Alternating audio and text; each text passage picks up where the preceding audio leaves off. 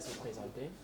Donc, je suis Minra Marsan, je suis la coordonnatrice régionale pour l'Afrique pour Wairo Commission et je m'occupe au fait des questions foncières au sein de la structure au niveau global.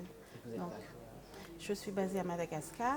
Wairo Commission, c'est une coalition internationale c'est un mouvement plus qu'une coalition de femmes locales, de groupements de femmes locales. On existe sur environ une cinquantaine de pays. On a des membres donc dans une cinquantaine de pays et on regarde on fait des travaux sur tout ce qui a trait à l'autonomisation des femmes. Et Wairo Commission est basée à New York. Aujourd'hui, vous avez développé un thème relatif à l'autonomisation des femmes par rapport aux fonciers. Est-ce que vous pouvez revenir sur les axes saillants que vous avez développés? Au fait, j'ai pris le parti de faire une ouverture globale, des généralités sur la question foncière et comment, au fait, la femme est positionnée dans le secteur foncier en matière de droit, d'accès et de contrôle.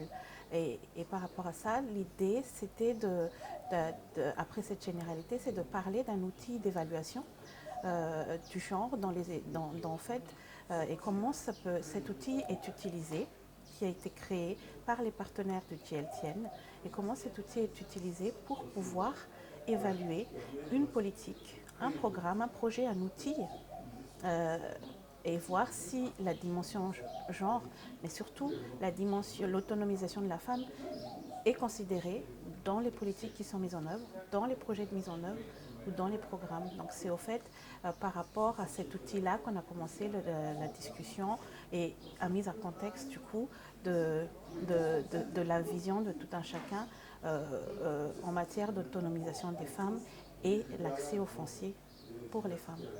Et aujourd'hui, selon votre constat, est-ce que la politique que vous êtes en train de mener porte ses fruits? Donc du coup, au niveau global, on voit quand même une traction qui s'est mise en place quand on regarde les objectifs de développement durable, quand on regarde le cadrage régional sur les défis et enjeux du foncier au niveau de l'Afrique, quand on regarde les directives volontaires, dont l'un des principes est l'égalité des genres.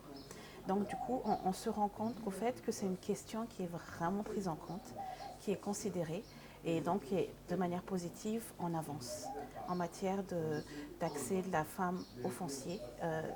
Accès, et quand j'entends accès ici, on parle pas seulement d'accès, mais aussi de contrôle, de notion de propriété et de notion de sécurité.